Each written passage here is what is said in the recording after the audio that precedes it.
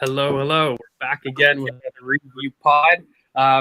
Change of pace this time. We've got robots hosting, and a little bit of returns. We've drafted some people in. Some people got a little bit sick. We caught a little bit of COVID on the BoP panel, and we're recruiting some recruits back in. But we're ready to play, unlike some other teams. Cough, cough. Don't worry about it. But we're here to play. We're here to review the match, which I think is our best performance. I'm super excited to kind of get it in with the boys. I want to pass it off to Kerr, who's been away, and he's back officially after a little bit of time away. How you doing, mate? You good? I'm all right, man. I'm all right. Just bit of time off, and it's good to take some time off every now and again. But yeah, he's got the beard coming in, guys, because he had a look at my beard that was so shambolic, and he's like, "Look, we've got to show people that we can grow on this channel." So, but yeah, no, it was. I'm happy, man. It's a good rest, and now we're back to regularly scheduled programming, and yeah, a good game to get back into. Definitely a good one to watch. Mate. And I'm hoping that we've got a lot of videos to keep pumping out because look, Arsenal right now, when you get a performance like that, you want to keep going on a roll. And so I'm hoping we got some stuff to talk about. But I definitely want to introduce Nick, another return, a favorite of ours on the panel, and I'm sure the people at home. How you doing, mate? Good to have you back. Yeah, I'm good. I'm actually, because you talk about COVID on the panel, I told you earlier, I'm self-isolating at the moment because of some contact tracing. No symptoms. No symptoms as of now. So I hope I test negative tomorrow so I can go out. Absolutely. And you know what? I think that's the perfect segue because I think, Willow is finding out if he has to self-isolate from contact tracing as well. Mate, how you doing, Willow? You good? Yeah, we move. I don't want any cancellations in my own life. There's already been too much in football. Yeah. Look, what we've done is we've done a deep clean of the BoP storage closet here. So George is all good. No Omicron ravaging through, and we're going to get through. That's as close to a dad joke that you're going to get, Kerr, so deal with it. And we're going to get into the game, boys, because you know what? This is an awesome game. Again, I said our best performance, our best 90 minutes, in my opinion, complete-wise. I think we've been a little bit potent more in some other games. You could highlight Spurs, Villa. There were sections where we were more potent attacking-wise, but I've just felt from a broad 90 minutes, the most complete performance I've seen all season. A lot of things got answered. The press, a lot of our 50-50s, our ability to hold the high line. Tons of things to talk about. But first, topic one, we'll get started. General overview. So we'll go to Kerr. We'll just do a little roundtable discussion, and then I'll tie it off and we'll get into lineup discussion. So Kerr, what did you think? You saw the game. You loved it. You rubbed salt in rivals' fans' wounds. But what was your general thoughts about the game? Well, there's a couple of things. So first of all, it was a 90-minute performance, which is we've been waiting for this entire season. There have been spurts and here and there, and we've had blitzes and times that have not gone so well. It's been great. And yesterday, it was, even today rewatching, it was a case where maybe for 80 to 85 minutes, there were maybe a minute two or two here and there where they had a bit of dominance. And I think we'll get into the periods about maybe in that first bit of the second half, they were starting to get into the game a bit. But for me, it was pure dominance for most of this, if not all of this game. The lack of Aubameyang didn't really affect us too much. I think we actually looked perfectly fine without him. And it was good to see players looking like they want to chase and hurry after the players, which has been on and off in our season so far. It's not like we've been completely not pressing or completely pressing.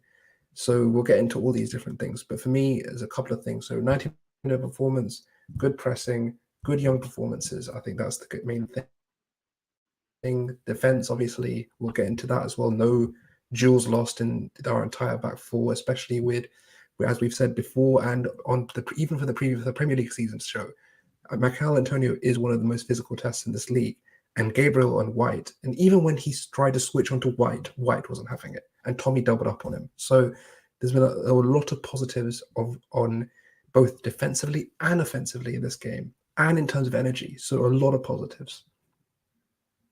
Yeah, mate, there's tons of positives. And I think it was a game of narratives to a certain extent. And of course, I think in hindsight, we all do this as podcasters and analysts. Maybe we draw and pick them, but just some weird facts that I found, Ben White, the fairy center back, dealing with one of the most physical outlets in the league. And not just dealing with him, but dominating him, making him a non-factor, things that, he prides himself on really executing. And that's how West Ham get out, non-factor.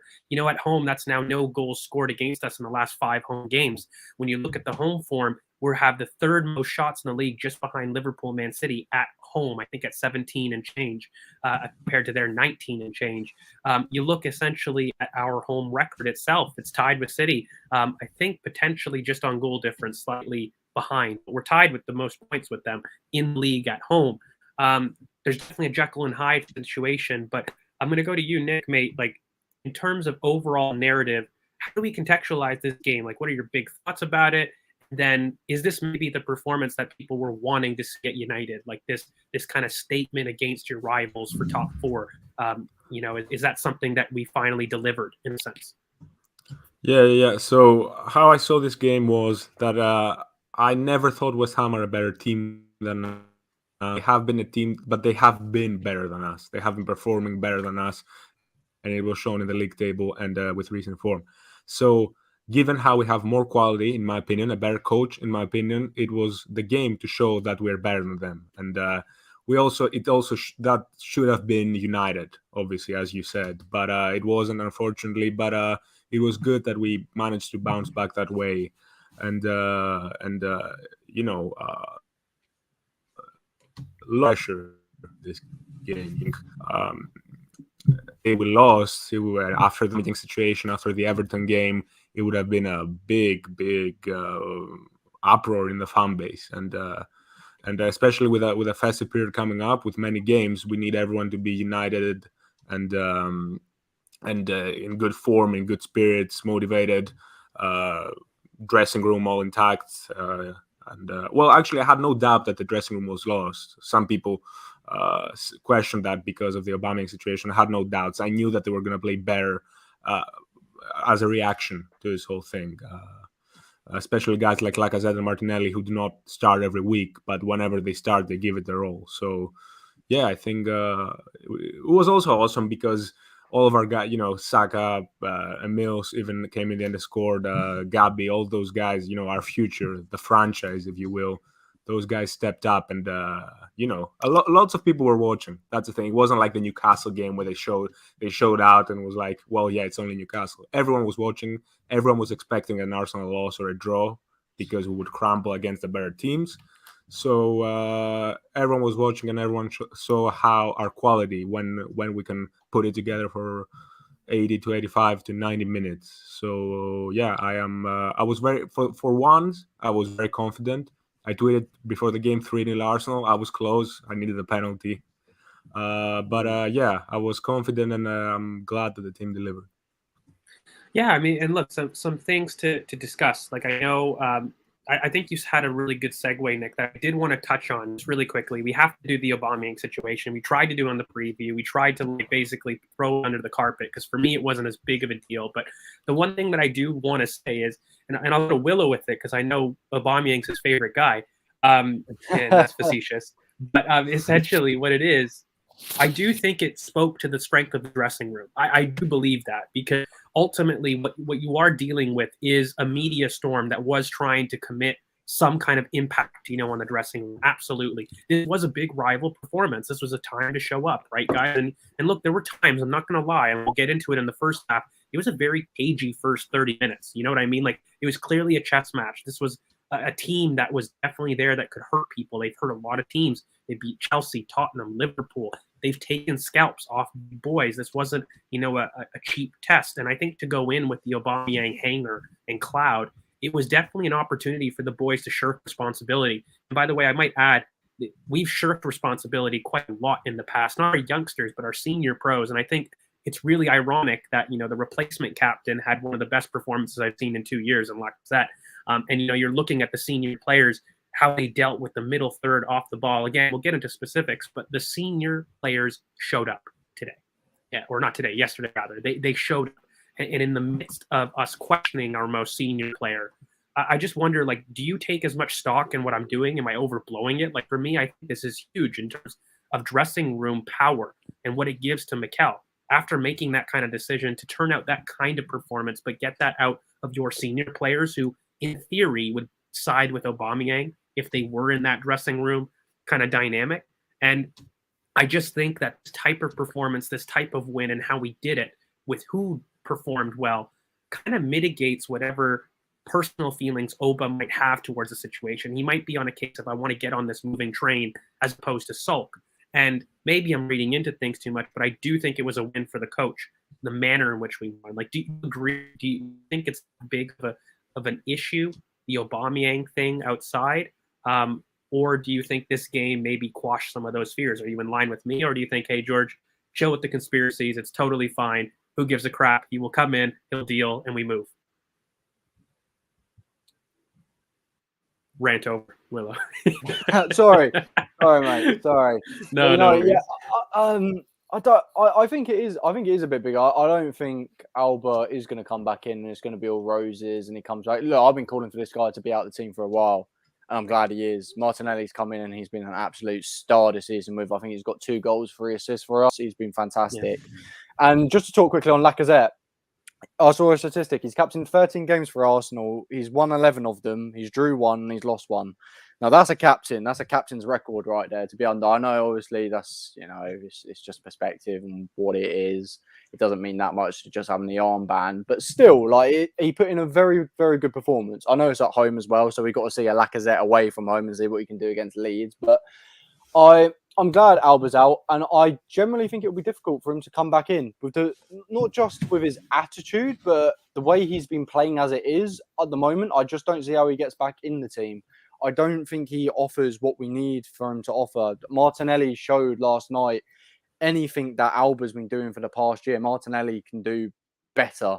What a goal from him! Touch, finish, it was beautiful. And if you're going to be the captain and carry on making the same mistakes with your attitude, then what are you meant to expect? And Arteta, it's non-negotiables, and it always has been ever since he's started. His first interview at the club, he showed that, he said that. And if you're going to be the captain, the most senior player at 33 years of age, and be doing these things, then you have to fall in line. And if you don't, then you're not going to be involved in it. And I think Arteta, he's a very strong, and I think he is quite stubborn as well. That's not always a bad thing. We all Arsenal fans talked under Wenger about how poor it was, how we've lost our culture. This is the things that get our culture back. And I don't think Arsenal fans see that enough. This is what gets the culture back. You have to be strict. You don't see this at Liverpool. You don't see this at Man City. Liverpool and Man City choose their players wisely, not just performance, but they also look into the background of the player and look at the personality of the player. And I'm sorry, I don't want to be a complete hate train on Alba, but he doesn't really have the personality where you'd look at maybe like a Liverpool and a Man City and they'd probably go and sign him. That he's not a professional like that. So I'm glad he's out, and I don't think he comes back in anytime soon. And I wouldn't be surprised if we see him sold in the summer. Well, I'm going to do a case for the defense. I want to get everybody in on this because, look, it's a big topic. I'm sure, Nick and Curran, you guys have some thoughts. I'll wait. I'll pen to my thoughts. I want to do a case for the defense in a case. But Nick, I'll go to you first, mate. Like, am I blowing it too much when I go with Willow? Or do you kind of side with Willow where, in a sense, you think maybe this ticket is up? This relationship could be too sour to come back in. Are we done from, Aubameyang? I've said in chats, I think with you and other people, I've always said this season we see the baton pass between Aubameyang and Martinelli. I quoted AFCON leaving as the time. Personally, I didn't think we'd get there a couple of weeks early. But do you feel similar to Willow? Like, is there a way back in this train? Do you think it's a big deal that the senior players performed in one of the biggest games of the season, which I don't think you can levy at them on the whole? It's been a problem. But they did it. So credit where credit is due. Is that because of lack of personality? Again, best performance, I'd argue, in almost 2 years. And I don't mean that facetiously. He was very, very good. I don't think we get that long term. But again, I have to give credit where credit's due. Like, is that a captain type of performance, him stepping up? Or what do you think, mate? Like, what's your opinions on the Oba situation, long term and even short term? Well, it's a tricky one because,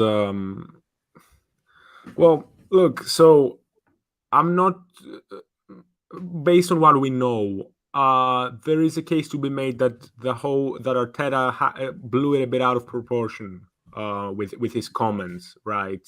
Because I think a few other managers would have been just like to tell the club to just have a press release that Oba is not the captain, but he was um, straight up from the beginning. He said he has a disciplinary issue. He's out. The ban is starting now, and he was very upfront about the situation.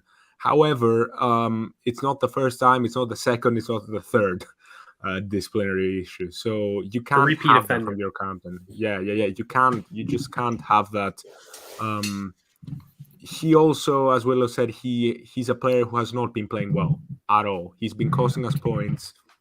I don't think there's much argument there. Well, if not points, he's been costing us goals, right? Many goals recently. Newcastle, Watford, even United. He has had some poor games in terms of in front of goal, and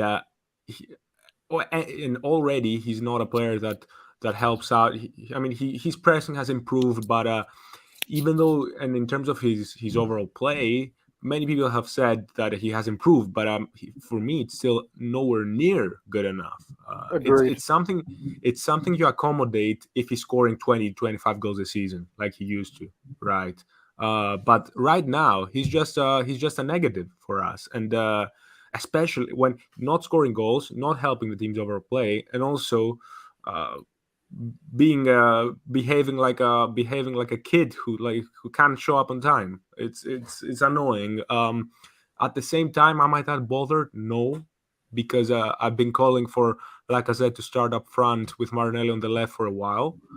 It's a dynamic I really like, and those guys deserve to keep their place.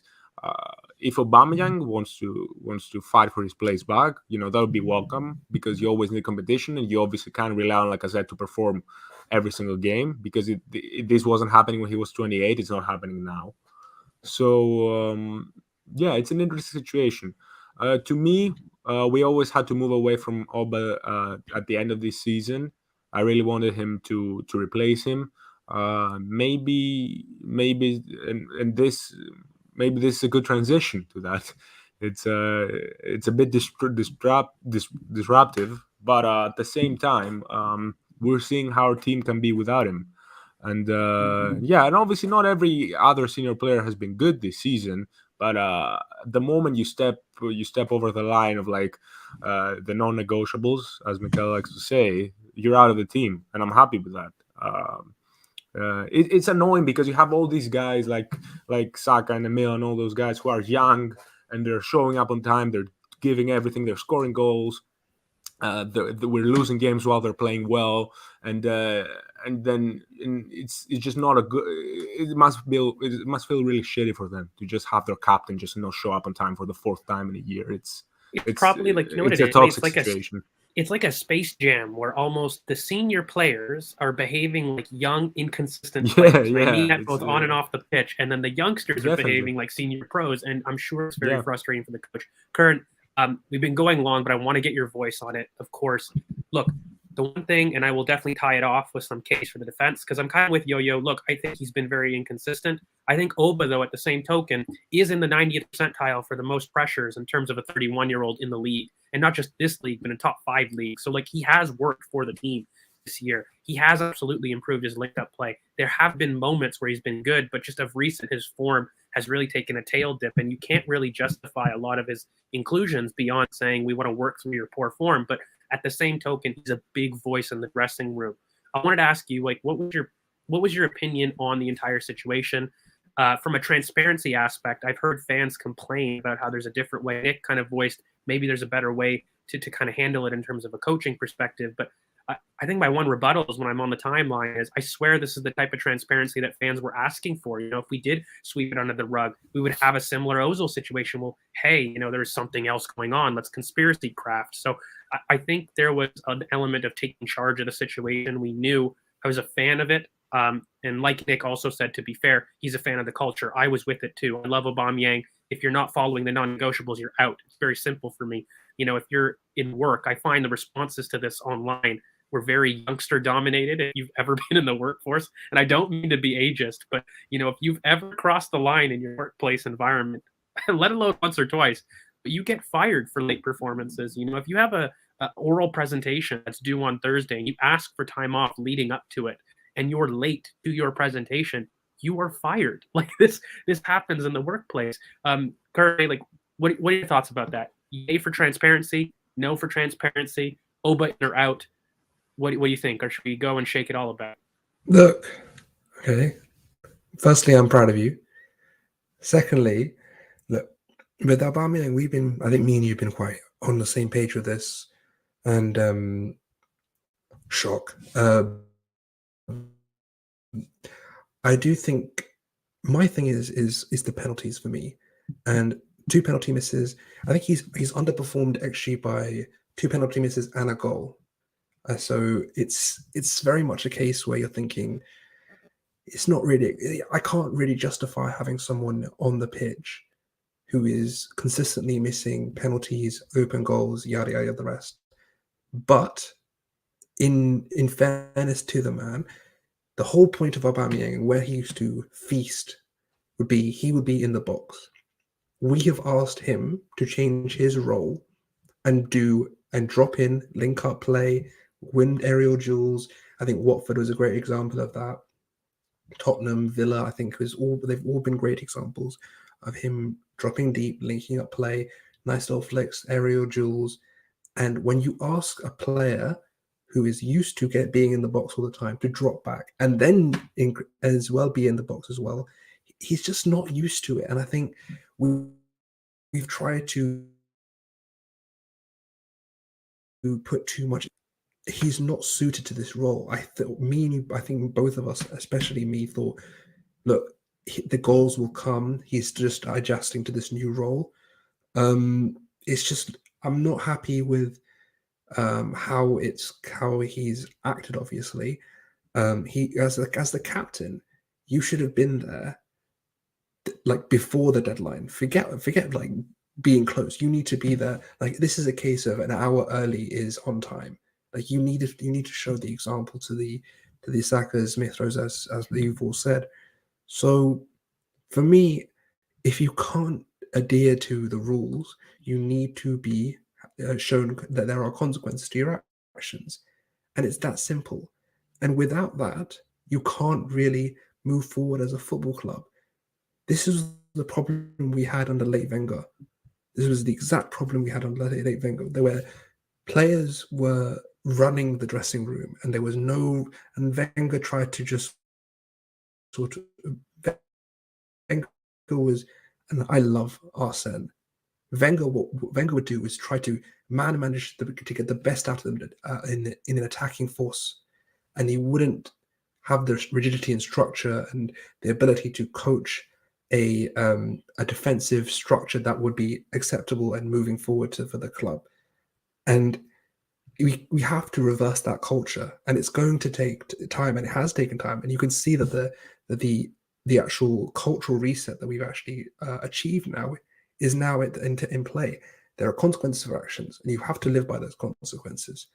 So let's see where we go from here.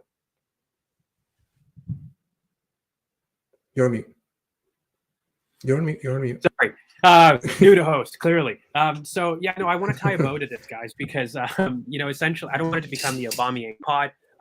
Look, I will do a case for the defense because, again, I have felt that a lot of Aubameyang's underlying statistics really, ironically, are efficiency at this point. But he has been playing well in general play. He has been participating in that role that he's been asked to do, and he's been doing it well. Again, he is in the 90th percentile for people his age in terms of pressure. So he's definitely working off the ball. I do think that this cultural stand is important. I will make the point. I understand he's picking up his mom, but guys, I'm sorry. You know when to be home. And we all abide by these travel rules, and we abide by these rules in our workplace. This was not a case of, this was him. This was him. You know how I describe it? It was like him losing his marker at Aston Villa with Tyrone Mings. And you're like, come on, bro. You know what to do there. You don't have to joke. It's just a lackadaisical attitude that he's taking a stand. And again, Arteta wins points when you play and you win like this. When Laka has a performance, his replacement plays the way he does. You churn out your best performance of the 90. You continue attacking fluidity. I think this bet the manager did, because I do think it can go wrong, by the way. I was not a huge fan of the grandeur of his line. He kind of basically said that he wasn't passionate and committed to the club, which I wasn't sure those were the right words necessarily to say about Oba. And if you do that, you better be careful about the dressing room dynamics. But you win convincingly. 2-0. Should have been more. We left goals on the pitch. I think it's time to get into the pitch. Guys, let us know in the comments what you guys think. I definitely think that some of it's been overblown. And again, I'm not a person that's black and white. I think Oba comes back and he's fine. I think as long as he commits to the non-negotiables, he's in the team. If he doesn't, he's out. It's really just simple like that for me. And I don't think it's much more. So let's get into the lineups, guys, because 25 minutes in, we haven't talked about the game, and there's a lot to talk about. So lineups, I'll go through everybody, your thoughts. I'll just give a quick refresher to everybody. So in terms of West Ham, typical, 4-2-3-1. They had some injuries, but again, we highlighted the Diop and Masuaku channel in the preview as something to really isolate, and we hoped Martinelli would go 1v1 versus Dawson. That was how we felt we would really attack. Felt that the middle third pivot, they're very, very strong. They did take out Fornals and Lanzini together to add to that buildup. I think Moy said in the pre-match he was using it kind of as a way to disrupt our buildup, getting another option in there. But we'll talk about the specifics. And then, of course, on the right, they had Bowen and Antonio up top. And then for us, we had our usual back six, but with Martinelli, Saka, and Odegaard and Lacazette kind of in the front line. Guys, I'll be honest. I see the lineup. I'm worried about Odegaard in the preview. And I was worried because it was a physical team. We said in the preview, in order for us to really succeed in this game, we needed to win our 50-50s. I was worried about the contact behind. And he turned out to be really, really good in the first half. But I was worried. I'll be honest. I was like, crap, Emile. I would have preferred an Emile, in this team, especially against this team with the physical battle. But that was my only concern. Otherwise, I was like, you know what, bring it on. And I wasn't even that concerned on Odegaard because he's been playing well. I wanted a Emile kind of overlap. I wanted to unplug that right hand bias. But look, he played well. So that was my only critique. I don't know, guys. Did you guys have any questions about the lineup from a West Ham or Arsenal perspective? I'll go with Nick and we'll go around again. What did you make of the lineups, mate? You good? Yeah. I was no surprises really. I expected an unchanged side. Obviously, Emile or Odegaard was the question, definitely. I expected Odegaard to start because he's been playing well. You can't really drop a player after scoring 3 games in a row, right? Yeah. I prefer Emile at the 10, but I was certain that Martin was going to start, so nothing to complain about there.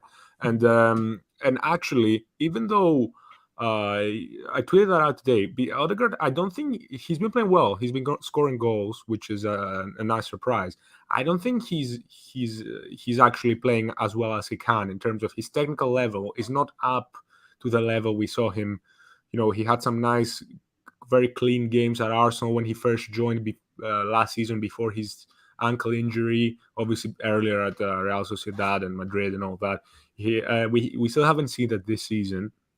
However, he has really been improving a lot physically in terms of he's been a lot more combative in duels. It was a key thing for today because all of our midfield had to be good in duels. That was the key to the game. Our double pivot, Odegaard, and then our back line obviously was very important too. And Odegaard he's been doing well. He's been more secure on the ball. He's been winning duels. He's been pressing. He's doing well. I'm happy with him. He's definitely been performing above my expectations recently. And I actually think, we'll talk about the Emile sub a lot later, I'm assuming. Yeah. So I'm not going to talk about that now. West Ham wise, just looking at the team, I have no idea why they're so good. I have no idea. There's just no quality there. There's no quality. And I understand. I'll tell you, Declan Rice, mate. Yeah, he single-handedly is doing. He's the one player. Yeah, he's the one player that you highlight from that 11, definitely. But I look. Obviously, they're missing their 2 first-choice center backs. I get it. Yeah. But that's their team. They're out for the season. So it's not like some people said it's a depleted West Ham side. Well, it is, but that's their team now. It's not like next week Ogbonna and Zuma are coming back. They're out for a long time. And initially, from when I saw that backline, I saw we're gonna press them out of the park. I saw Dawson, I saw Diop, I saw Masuaku. I saw Masuaku, Fabianski, Suchek. I saw those guys, and I was like, yeah, there's Their no front chance. six are their preferred. Maybe Ben Rama, but Moyes had him available. He Yeah. made a choice Yeah, to add definitely. Fornells to disrupt, right? Like their front Yeah. six was it.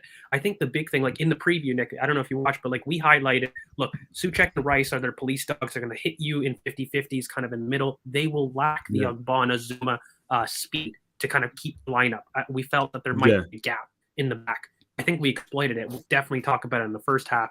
But in that, I think lineup perspective, I think we were very similar.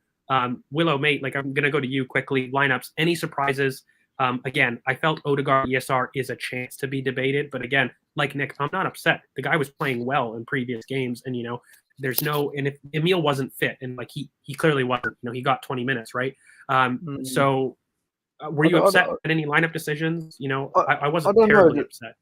I don't know if Emil is fully fit or not. I think he might be all right now, to be fair, to be able to start games. He's had a bit of time out.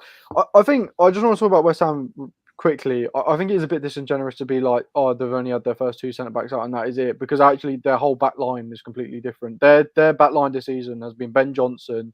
You've had Ogbonna, Zuma, and Cresswell. Like that's a whole back four. Like if our back four was out, we'd be talking a completely different tune. We'd be saying, "Fuck, well, this is why we're playing badly." So to be fair to West Ham, like their back line is out, and we did expect. Do you think it matters though, mate? So the only pushback is I've heard that is, do you think it matters in terms of how they play? I know for us, the build-up is massive. So when you take out those players, we can't start. For West Ham, they really vacate and they use Antonio to outlet, knock the ball back to Lanzini or Fornals, who then releases Bowen. Like that is their biggest form of transition. And then they're compact in the middle and they have a low block. But they spring transitions. Like, do you think that's as much of a miss, or am I being a bit disingenuous? No, I think you are being a bit disingenuous with that, because one, Ogbonna and Zuma are their best ball playing centre backs, and they are good at bringing the ball out of play. You've also got Cresswell, who's also one of their best creators on the pitch. He's brilliant at whipping balls in, and he's also their danger from set pieces. He's the person who puts all the balls in, and they were one of the top goal scorers in the Prem with set pieces this season. So that is a huge miss for them when their set piece taker isn't there to take the set pieces. So I would go with that. And then just talking about the Arsenal end of things, I obviously want Smith Rowe to start ahead of Odegaard because Smith Rowe just offers so much more. George, we talked about the overlap. We want that overlap. Even in that West Ham game, the amount of times I was wishing that there was someone to help Saka. We'll talk about it in the 60 minutes, because I think the owed ESR debate, that'll happen in the second half. But yeah.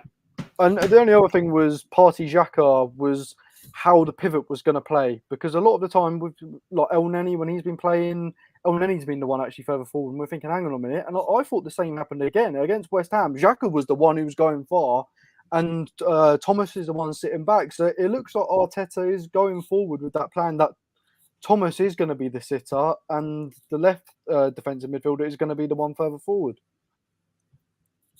It's an interesting one. I definitely feel when we talk about the first half, we'll talk. I didn't see it so much as the 4-3-3 that I think Nick saw it. I saw it more as the 2-3-5 with a lot more spacing. But we'll get into it because that's first half. So I don't want to go. I want to get Kurt starting lineups. Any surprises or like us? Don't really care about the owed ESR, even though that's a decision. And then West Ham, we kind of knew what we expected, right? No, I mean, if you know what surprises, there's no surprises. I mean, Odegaard, my entire break he started going on in an insane scoring run. So that was fun. But I'm not surprised that he started. If you score 3-3, then you're going to start. There's no reason to drop him. So I mean, I wasn't upset with anything. I didn't think there was anything that was crazy. I'm glad he stuck with Nelly. I didn't want to see him like go back to the bench and maybe Emil come in. I thought Emil still needs that time just to get back to full fitness. I think I prefer him being able to have the strength of character just to say, Emil, relax, we've got this. You can come on and you can affect the game from the bench. Groins are touchy. Like, look, medically, you and I both know, like groins are touchy subjects in terms of muscular injuries. So they needed a stage progression. I was not surprised to see him have 20 minutes in a game before I saw the full 90. I actually would have been very surprised at a full 90 start. Yeah, exactly. I mean, the other thing is it's not even just re-injury; it's permanent re-injury is my issue in terms of actually just sort of going from instead of just becoming a recurring chronic injury. It's a Not big just muscle belly, right? It's kind this of is what like I'm the saying. Yeah. hamstring. So So because of the, as you said, because it's actually such a muscle that goes from narrow to wide very quickly, it means that you don't have the ability to repair it constantly, because if you constantly have that wear and tear on it, it can get to a point where you're just out consistently again and again and again through it. So I wasn't surprised, and honestly, in terms of subs, pretty much exactly how I would do was what Mikel did, which is kind of strange. That doesn't usually happen. Like he's been better at substitutions this year, but literally whenever, like both times, both with Erdogan and with Nketiah coming on, both of those subs were literally perfectly timed. I know Nketiah was forced because of Nelly. By the way, we're going to get into the premium shithousery of Mikel Arteta just being like, go and have your cramp. Go and have your cramp on the pitch. Sharp. Go and get on the pitch and waste some time. Elite stuff. Loved it. But yeah, not really any surprises. I was quite happy with it. So yeah. yeah, mate. Look, again, I think all the boys, said it like perfectly in terms of no real surprises for me. I think ESR Ode is the only decision at the moment, given the form of the team. And I think what's worth noting, guys, again, like same team against Everton, same team against Southampton, same team. Now, there's a certain level of consistency that we're able to field, not just in back six, who, by the way, I think this was the 14th game that Tomiyasu, Ben White, Gabriel, and Ramsdale played together. We've had some, iffies at left back, but I think that consistency is actually really key in terms of our consistency of performances, because there's these positional rotations that I think the team is getting a lot more. And I do think that's from playing together. I know it's an easy topic and it's not like revolutionary analysis, but, I was happy to an extent. But let's get into it, guys. First half, you've waited a while, almost 40 minutes. I know, sorry, I talk a lot. We are absolutely going to get into the first half. And I think the biggest thing is the pressing. Nick was kind enough to, have great analysis and have pressures. So I definitely want him to maybe take over the first part of the press special. But I think it was key to us winning this game. We did highlight in the preview that 50-50s in the middle third of the pitch had to be won. You give that time to West Ham, you turn it into a basketball game, and we suck at those. Let's keep it football, essentially, was the big point of the preview. And I think that the press was really key in us doing that. We mitigated their ability to kind of win those 50-50s, and it really started with a lot of shadow cover, isolating Diop, something that we highlighted in the preview. But Nick, mate, you had some thoughts on the press, and we'll probably throw up some pictures as you're talking. So I'll go to you on this press special in terms of the first half. Yeah. Just let me know when you went out. Yeah, go for it, Kirk. Yeah, I guess you can put it up. Yeah, so that's the first one. So generally, before I get into the details there, generally I thought that the general plan was that force the ball back, don't let them combine through the wide areas, which when they don't go long, that's their preferred mode of the preferred method to build up. Combine, have the fullbacks high and wide, and have the wingers. In this case, it was Bowen and Fornals dropping deep to combine. So from the beginning, you see in this picture, it's Bowen who's dropped deep to receive the ball. He's being followed by Tierney, and there's this. I've highlighted this box around the three West Ham players. I don't know if you can see Trufal just outside the box. He's being mixed with an advertising board. But so the midfield sifts across. They're being boxed in, denying the progression. So the ball has to be forced back to Rice, who has dropped in there, and there's Lacazette who is there to close him down. So again, the aim is force the ball back to the center backs and the keeper, who are not great on the ball. And so we can move on to the next. Here, that's basically the thing. Get West Ham's back three essentially in a straight line, and deny through the 4-4-2 press all and any progressive passes through the middle. So basically force Fabianski to play it to Diop, who was the main pressing trigger, because obviously he's a right footer playing at left center back, and that is easy to exploit. Obviously we saw it against Leicester as well with Soyuncu at left center back. And it's something which I love, this makes me really appreciate having Gabriel because he's left-footed.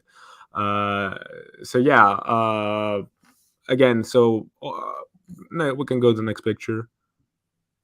So we see Odegaard immediately jumps at Diop, with a curved run, so he can block any progressive inside pass.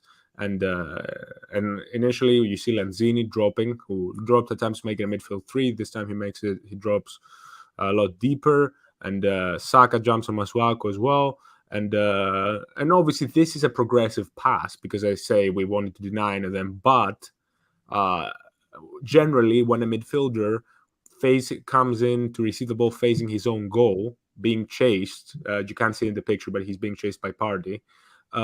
It's another pressing trigger that we see clubs use, and obviously also when someone is very close to their touch line, they have an 180-degree angle instead of a 360. So again, basically we see all three, by definition, by the book pressing triggers that we usually see in football or in football analysis. So these three are all highlighted by our press. So yeah, next picture, please. And basically everything is closed down here. You can see there's really no other avenue to progress the ball for West Ham. It's forced back at Diop, who just has no choice but to clear. You can see Saka and Masuaku, Partey and Lanzini, even Tomiyasu, look at him right up there in the final third, pressing for Niles. There's nothing there. We actually went a lot more man marking than I expected. We usually go a lot more zonal in our press, and we don't commit as high up the pitch, especially against technical teams. We see sort of a not always a high press. Sometimes we see a mid press. But yeah, that was really the thing. Press the ball, deny the wide area progression, and obviously central, but West Ham don't really do that anyway. And force the ball back to the center back, who's going to clear it long, or the keeper. And then obviously the main thing that we've mentioned a couple of times already was the midfield battle, winning those second balls. That's why Saka was so important, because he's not the most mobile player. We all know that, but for whatever reason, he just has that sixth sense, that this instinct that he's always a second ball magnet. Everything falls to him when he's in midfield, and Partey is also really good at that. And we were able to dominate the midfield battle, especially in the first half. Rice couldn't get a touch of the ball. It was great, and then obviously even when West Ham went a lot longer. To Antonio, who's a great outlet of the last line. We saw Ben and Benjamin and Gabriel deal with him. So yeah, that's it really pretty much. It's very simple. It's not usually when you have teams that want to go long anyway, it's a lot easier to press them because they don't really have many other avenues. If you try to press City that way, they're usually gonna play through you. But with West Ham, it's easier. So the main focus here is to the midfield battle, right? It's easy to force a long ball, but it's hard to win the second ball. So yeah, that's it for me for now. Yeah, like big things that I'll probably just add, just a little technical, because I kind of said it, right at the end of the game. I was essentially felt that, look, Diop was the clear pressing trigger. Again, we kind of showed that, in our preview. We isolated him. Having a right footer in that space makes it hard for him to go inside. So I definitely felt that we try to shut off the Masuaku channel, where he loves this drag back and go wide down the line. Like, that's Masuaku to a T, and we shut off that angle really well with, as you could see, Partey and Tomiyasu and some of those picks. I felt that some of the people there were wrong in some of those rotations. Like, I would have preferred my, Partey inside and Tomiyasu wide. But again, this is part of positional. People are understanding rotations in terms of where they're pressing from a lot more. And it doesn't have to be that specific. But the one thing I definitely saw is us avoid the middle. We know we didn't want to get stuck in the brutes. So we definitely forced people wide, and we kept people attacking that trigger. We went man for man. Nick, I think, in my opinion, whenever, there was an opportunity for Diop to receive, that really was kind of the trigger point for me. I think we went a lot of zonal starts to force the ball to Diop. And then once that happened, everyone had their assignments to cut off the lanes.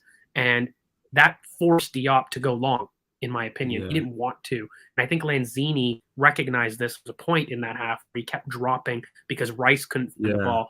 And he tried to create an overload there, but we were excellent in that part. Yeah, Party followed him. Yeah, it was great.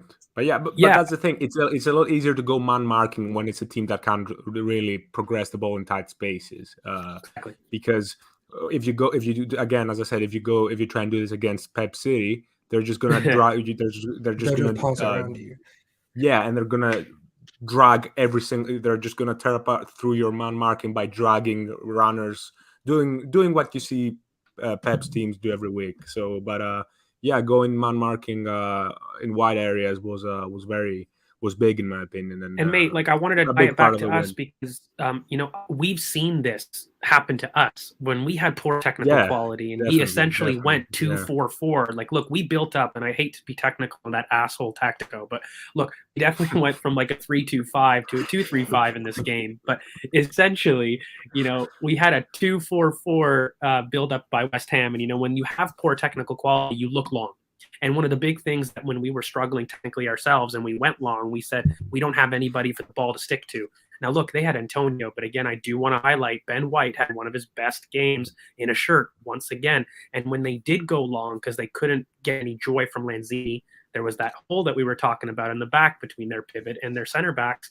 They went long and Ben White shut it down. And of course, Gabriel was really good. But that was why this press was so good. So it wasn't just the shadow cover from Odegaard and going from basically zone to man. It was that follow-up consequence that Antonio couldn't get the ball to stick. And that has to go credit to Ben White. He had to have a huge game. He had to dominate that area because we knew that's where Antonio would go.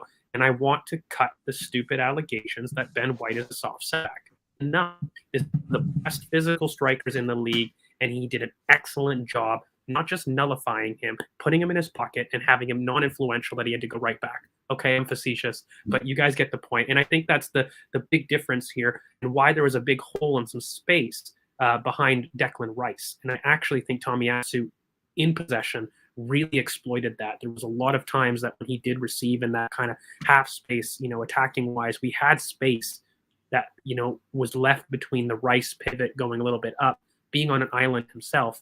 And it was almost like seeing a mirror, guys. I'm going to be honest, because we saw this 5 games previously. Maybe, your Palace Brighton, where we were trying to figure out with our 2-4-4 and the poor technique in the back, how do we get people close together? Nick, your first photo there showed Partey and Saka do very well to close the center option. They constantly forced people wide because they knew if we were going to go in the middle, we would lose that battle likely. And so there was an overload constantly on both sides. They worked really close together where, Partey and Xhaka here, but then, even Tomiyasu and Partey on the right worked very well at closing Lanzini, closing the Rice in pass to the midfield. And that was the key for me, mate, because against Liverpool, I said the entry pass to midfield was what we lacked. That is why a big portion of our middle third kind of crapped out. We didn't let that happen this game. Of course, we won our 50-50s, like you mentioned, Nick, and that was a big part of it. The midfield did its job. I definitely want to take it off to Willow and Kerr. I'll start with you, Willow, mate. Focused a lot on the press, but I think it was worth it because I think this is what really won us the game. What was your thoughts on the press? And do you think this is a Mikel Arteta team about what he wants to see? Everyone keeps saying it's a coaching thing to tell the team to sit back. Big accounts say that. I don't think we say that on this channel, but for you, mate, is this kind of what is like a window to the future? Like this is what Mikel wants all the time, like not just in one performance. And, we're struggling because of who we have, but is this for you the first time you saw the vision, so to speak? This was, I just have to say, a beautiful game to start off with. It was, I was so excited watching. I mean, actually, I tell a lie. I wouldn't say that completely in the first half because I was watching the game with my dad as usual, and I said to him, off the ball, we look like one of the best teams in the world the way we're pressing, but on the ball, we were still very sloppy at times. So it was very much, we would win the ball, we'd lose it, West Ham, and then we'd go and press West Ham really well, and then they would lose it, and then we'd lose it, and it was a very sloppy kind of start to the game. So off the ball was immense, and it's just brilliant as well when all your defenders are winning all their duels. You're gonna have to win. You will just win games doing that. So the press was fantastic, and anytime West Ham did actually get through that, press. Our defence were just cleaning it up. And George, you touched on it, on people saying Ben White's this soft centre-back. Rubbish, absolute rubbish. Ben White has been absolutely quality this season. He's gone up against people like Chris Wood. He's gone up against Mikel Antonio last night. He even had to move to right back at one point because he just couldn't deal with Ben White. Like, he's just quality. And even people talk about Ben White aerially. He's only a couple % off what Gabriel was aerially, and Gabriel was meant to be one of the best in the league. So I don't know how people are coming to that assumption. He's won more collective duels. If you're to be the stats person, do aerial plus ground duels. He's won more duels than Gabriel. Just to go against narrative. But yeah, sorry, go on, Amit. And then there you go. And there you go with Ben White. I thought Bukayo Saka, I think, was our shining star in the first half. I thought he was absolutely brilliant a lot of the time. Literally all game consistently. At some of the points, West Ham were putting 3 people on him because they couldn't deal with him. Like, there was literally 3. There was 4 points, and that's the times where, as much as I love Tommy and I thought Tommy had an amazing game, I'm crying to myself thinking, God, if we only had an overlapping right back who could just take one of these 4 players off of Saka, it would be absolute carnage for an overlapping option, like just somebody in that wide space to give him a rotation.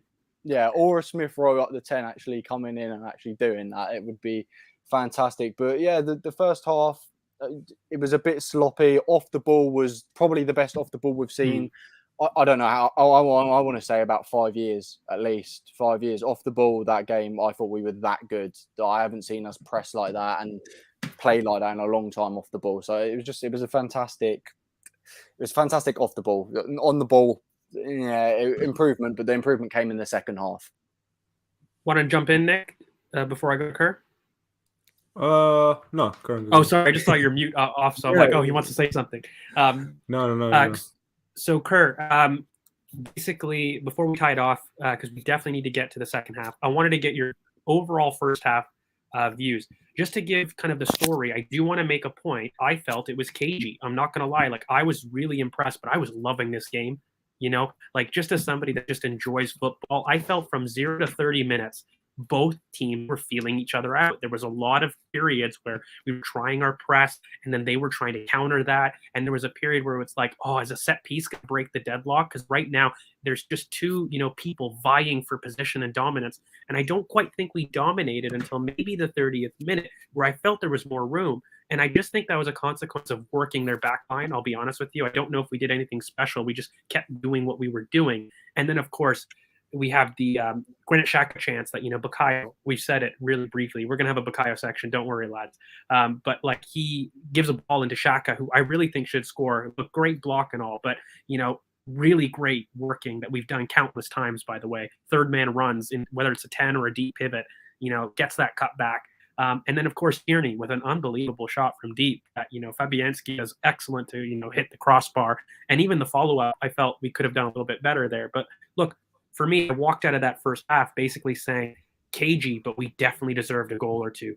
Awesome off the ball. But yeah, what a performance. We left goals on the pitch, though. And I was like, okay, I hope we complete this in the second half. You agree with this robot assessment, or has it got a faulty wire? No, I mean, I think we definitely left goals on the pitch there. I think the Xhaka one is a key one, and I'm going to talk about Xhaka in this first half because I feel like he got leggy as the second half progressed. But in that first half, you see why, and Willa mentioned it. He was higher up. The whole point of Xhaka, and we can talk about this for ages, but I'll just summarize it. The whole point of Xhaka is final third entries. He is the man that you want on the ball to get the ball into the final third. He led the league in it last year, and he was I think he was like 50 or 60 clear of the next person on the list. He is the guy you want to be able to get the ball in that around the center circle in the opposition half and fire a ball into the final third. Finding people in the final third is his bread and butter. And when you have someone like that, it tells Odegaard, no, don't get it back. Go up so we can get you on the ball. And there you can actually work in the final third, try and create something in the final action, maybe get a shot off, maybe get a chance off, or pass it to Saka where Saka can go one-on-one. And we had that rotation happening a lot. I think Odegaard and Saka actually were. This is one of their best games together in combination. But my thing is, I've been saying this for time. If you have Odegaard, you must have Xhaka. You must have him, because otherwise, man drops too deep. We saw it even in his best game at West Ham last year. You saw how deep Odegaard was dropping, and you saw how he had to he was the one taking the ball from the centre line and going forward. But now with Xhaka there, you can have him further up. And I'm going to just press, or just very quickly on the press. A lot of people ask, what is the point of a press? What are you doing in a press? What you're trying to do is if you're in a press, you are trying to restrict the players on the opposition team from getting the ball to their most technically secure players. And usually that's the midfield. And we've always tried to cut off passing lanes and try to zonally, and that's what we mean by zonally press, and trying to cut off the lanes to the more technically secure players. Here, what we tried to do was we tried to exploit the less technically secure players by pressing them and hurrying them up. And that is Bowen and that is Diop. These are the pressing triggers, as we've already looked at before. But the reason why people look at the stats and things and they see, okay, we're a high PPDA team, a passes per defensive action team, is because we're not looking to attack man-to-man. And today we did look to attack man-to-man because the technically secure players and the method of their build-up is not in their back line, and we could exploit that. So I don't think it's a case of us looking to always sort of, we just sit off. It's a case of how do we exploit the opposition and get the ball back, more. But today we attacked man-to-man and it played off in spades, especially in that first half. Yeah, mate, I think just the attacking rotations were just far better. We are getting it. I kind of did that on Twitter, in quotations. I just think it's just a little bit more fluid. I agree with you. And Odegaard on the ball was really good. I did feel towards the end of the half he was tiring, though, and I did kind of mention in the group chat, we might need to look for a sub there. And, it's not a criticism of his, because I think on the ball it was one of his better games. But I just think off it, he was struggling a little bit. And I think we needed that kind of second half sub. I did feel Granit had a really poor game on the ball, I must admit, but off the ball he was excellent. It was better than the Southampton one, because I felt like he struggled on both, and Partey really had to hold his hand a little bit more. But now it's off the ball we're there. We just need to meet the on the ball expectations, because I agree with you. I think there were times to release Martinelli a little bit more against Dawson 1v1. And he was just slow, a little bit pedantic on the ball. Yeah, that's true. And, it wasn't a huge thing. Too many touches. I expect more tempo. But I'm picking. I don't want it to come across that he's bad, because he was phenomenal. And the pivot were responsible for us being so high. The only thing I'll push back on is I feel like zonally, Xhaka absolutely was the reason why we had the lack of Odegaard dropping back. And it was evident. Off the ball. He gives you the structure to allow Odegaard to be higher up. Off the ball, exactly. So this is the thing, and this is, if you are going to have Odegaard in the team, you need him in that final third. There's no way you can have him dropping deep and trying to magic his way through. He's not Lionel Messi, for God's sake. He's not going to get the ball at halfway line and score a goal. You need to be able to look at the team and look at the personnel you have, and you say, this is your strength. This is where we need you, and you need to put personnel around him to get him where he needs to be. And that's the only way he's going to be in this team instead of Emil. That's the only way. I don't want to say who's the worst player, but I would say he struggled the most, and it's odd because we had such duels. But I felt like Lacazette was performing so good in this game. Again, I've said it in previous pods. I want to highlight this again. His best performance I've seen in almost 2 years. In terms of his security on the half turn and stuff, things that I just haven't seen for too long. And again, credit where credit's due, because he had a huge performance. I just feel like between that performance, Granit had the opportunity to release Martinelli. I just don't think he did it. He was slow. But again, I don't want to hammer him, because off the ball, he was so immense. That was why our press worked. And look, guys, I think transition to the second half. We basically had the sub at the 60th minute for Odegaard. I did mention I felt like he was tiring. I did think that we needed that sub. And Again, he was very good on the ball, but I do think now's the time for the discussion, lads. Second half, we dominated. Like, if you look at some of the XG, I do feel like from 0 to 30, it's fair to say it was KG.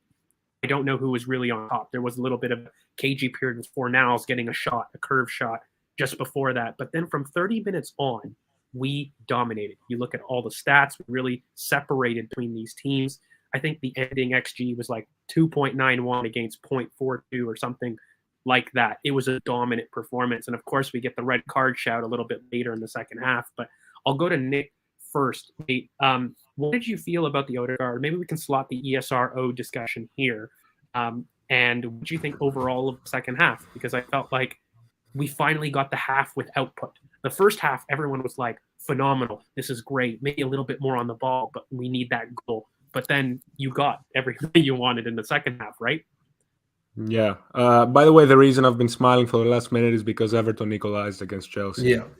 Go on. So that's great. Yeah. I have it in the background. So yeah. Well, so yeah, second half, right?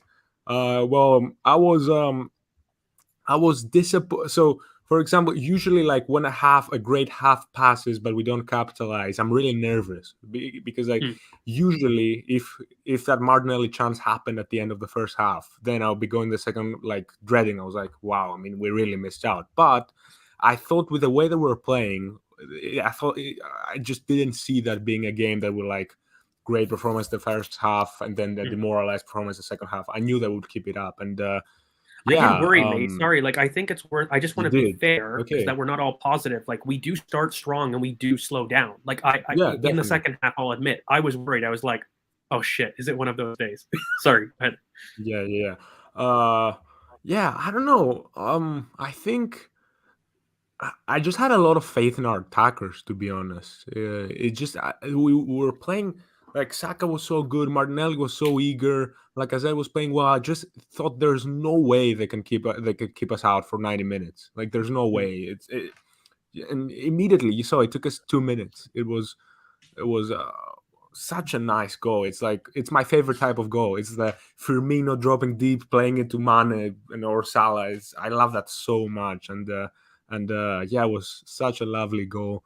And very happy for Gabi because it was like, I don't know, it felt different to his previous goals, to like, getting like sort of the garbage time goal in the end. And it's like, oh, I'm happy for him. This was the first holy shit goal that we've had since Liège or one of those. Yeah, I agree. Yeah. There was the other goals are like, oh, I'm so happy for him. That's awesome. He's getting, but this one was like, wow, he's here. Yeah. He didn't even celebrate that much. It was like, it was like, I don't know. I just, tactical analysis aside, this just felt so good for for the footballer, right? It was great. And to be honest, when we scored, I was not worried about scoring. I was worried about how we'd react to scoring.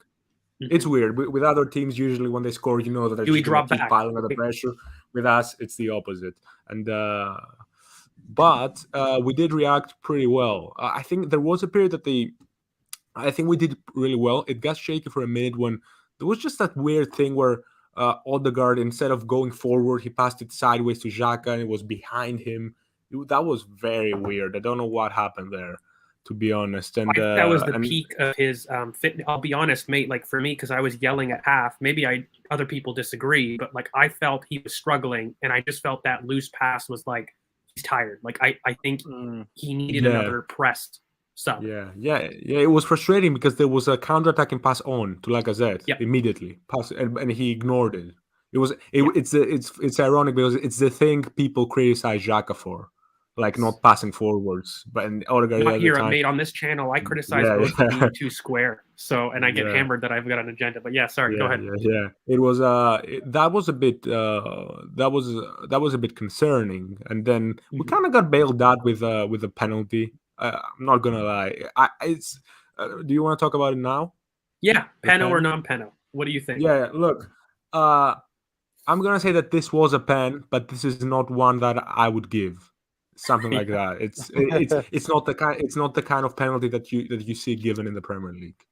Yes. Because there's this whole English culture of like the strong tackle, 2-footed tackle that gets the ball, and even if it gets the ball, it doesn't matter if it breaks the opponent's leg, it's not a foul. I genuinely think that was a foul. Like his right foot was too high. I think, and the and it was follow through, like, you know what I said, that's what, yeah, go on. Well, I was like, if it was given against me, I'd be fuming. But then at the same token, I was like, look, objectively, if this happened anywhere else on the pitch, is the follow through a foul? Yes. Like, would it be called back? Yes. And if that happens in the box, pen. But like, again, I didn't think it was a pen. I'll be honest with you. I thought lucky. And the yellow card afterwards, I'm not sure right? Like, I did think we got lucky, but you know what? Hey, I don't want people. I want to give everyone else a chance to talk about it, but we were dominant far before that. We were dominant the entire game. Don't start twisting that the red card and the penno, because they actually improved after the red card, by the way. Definitely. So like, it wasn't a reason that the game was lost. But sorry, go ahead, mate. Yeah, it's just I don't know. It's like the way his foot was too high, in my opinion. His right foot, like his foot rolls off the ball, but then it immediately goes to like a shin. Like that was kind of a dangerous type. If I was a West Ham fan, I would be very frustrated. I would be very angry at Kufal because that was an easy tackle. He didn't have to go in like that. Any professional footballer can make that easy tackle to just brush the ball away from the defender. He didn't have to just go like scissor tackle with his legs flying. I don't know. That was a bit too much. Like I felt like it's the kind of play that if the penalty is not given, it's like, he got away with that one. Right. Not that it's a stonewall penalty, but anyway, it was, but even though, and then, like I said, missed, obviously. Which is funny because some would say it's funny because for once nobody's talking about the penalty miss. Oh my god! Yeah, I was screaming, mate. Because when is he hit soft? Like, I do think there's a problem with Lacazette's ball striking right now in terms of power. I don't see it as thing, but 8 for 8 previously and then a miss. Like, we've got a curse. He's in zero confidence right now. Like this game, the Southampton game, there are just these instances where he just takes so long to shoot. Yeah, like if that was like I said 2 years ago, like gone. There was that chance in the first half when he didn't shoot and he got clattered by Dawson. Could have been a pen. He should have shot it like 2 seconds before. Even the Martinelli toe poke, mate. Like, he received that 2 years ago. That's bottom corner. Definitely. Anyway, he did very well, and that's the thing that I talked about. Nobody's talking about the penalty miss. First, because we won comfortably, even with it, and second, no one is criticizing Laka because he had a great game, as opposed to like Oba against Watford. Everyone is shading on him because he missed the pen and had a shit game. But that was good. And then I think you touched upon it. I think ESR was a perfect sub. Kind of like. And generally good game management because Odegaard was tiring out and he had given you what you wanted to get from him in terms of ball retention in tight spaces, energy, pressing intensity. And then when the team pushed forward and you're going to get many team pushes forward with 10 men, that generally means that you're going to have a field day counterattacking. And ESR he's probably, I'd say, along with Martinelli, they're the two best counter-attacking players at the club, in my opinion. Pepe has a case as well. It's the one thing he does well. But it was a great sub, and for once we get to see him play next to Saka, and a few minutes later, Saka assists him after ESR overlapped him. So that was perfect. That was a very nice goal. Yeah, mate. And you know what? I'll go to Curran. We'll change up the order. Second half, maybe we can have like a little bit of a talk about ESR and Odegaard, because look, on this channel I get criticized for having an Odegaard bias.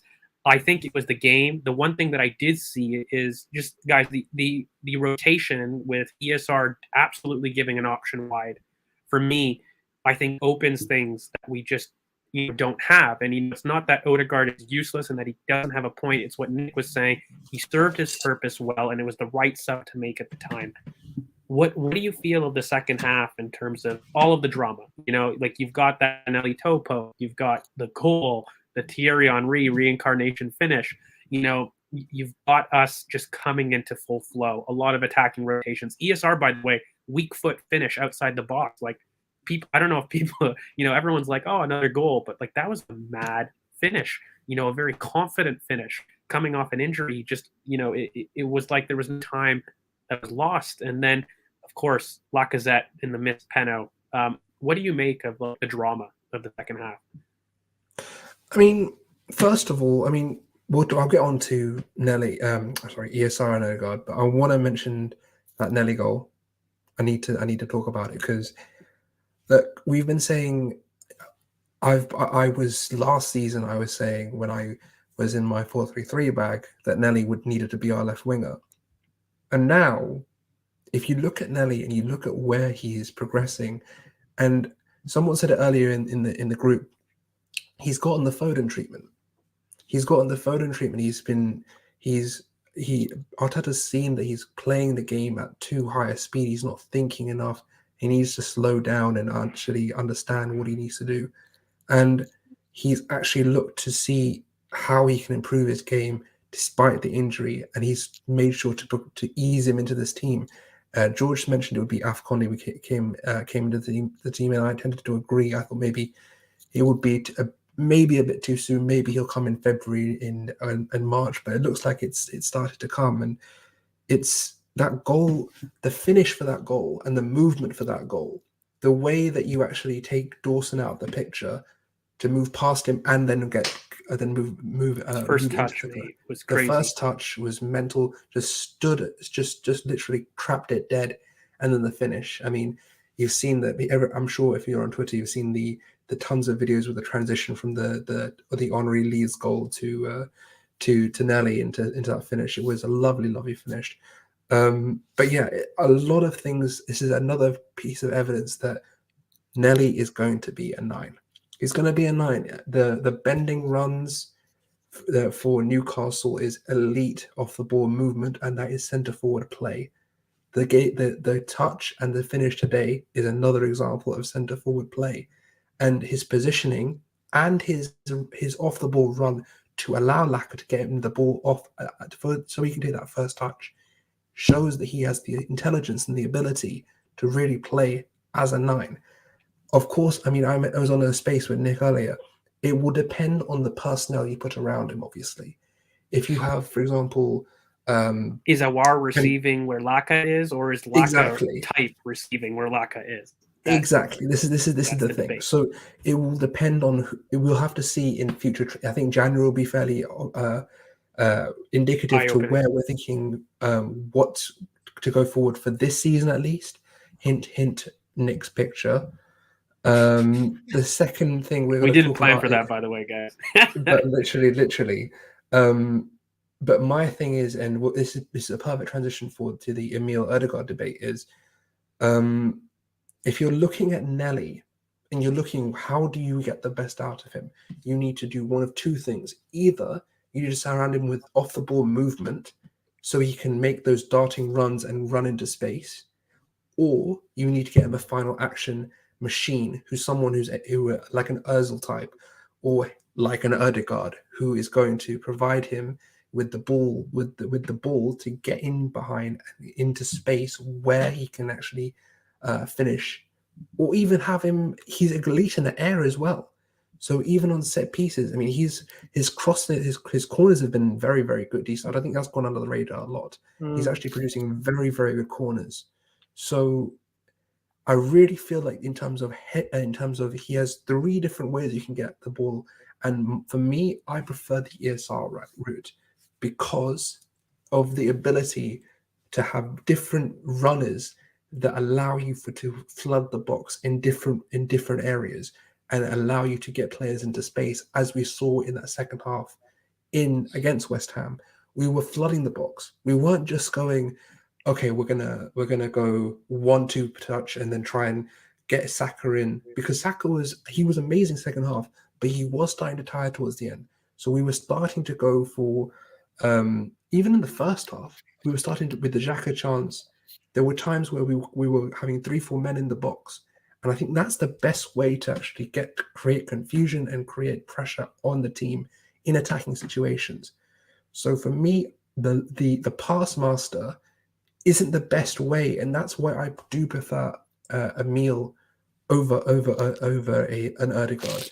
So Well, yeah, mate. Like, I think yeah, the big thing is I want to give it over to Willow before we go to final performances because we're nearing that time. I can almost feel Nick wanting to rebut, but maybe we should have a BoP space on Nelly because there's valid concerns on both sides. I've made my opinion on him being a striker, and I know Nick is really in the left wing camp. I think it's a really good debate that we can maybe have in the future if Nick's kind enough to kind of Yeah, come yeah, on and we definitely. get more I'll come on people for that. Yeah. involved. But like, I may want to table what he is for now.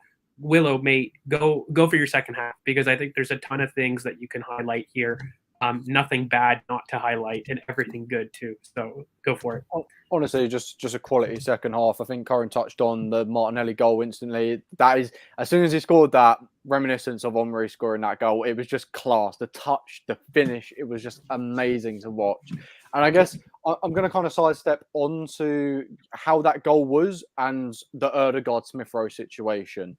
And for me, Odegaard, as we talk about, Odegaard doesn't like contact. So when you got Odegaard picking up that ball there, for me, if he was in Lacazette's position, he doesn't then get that ball, turn around and find that pass because he doesn't really like to turn on that half space and then find the pass. While Smith Rowe is definitely the one to then would be picking up the ball, turning and finding that pass. Smith Rowe for me, I think I've talked about on BoP a lot is I like unpredictable players, and Smith Rowe's that. You do not know what that lad's going to do. And for his goal, it shows you. There was like 3 people around Smith Rowe. You're thinking, oh, is he going to find that pass? Is he going to keep Well, he wins the ball back. What people aren't highlighting, he actually wins the ball back to give it to Saka and then provides the overlap run. Yeah, exactly. So he wins it.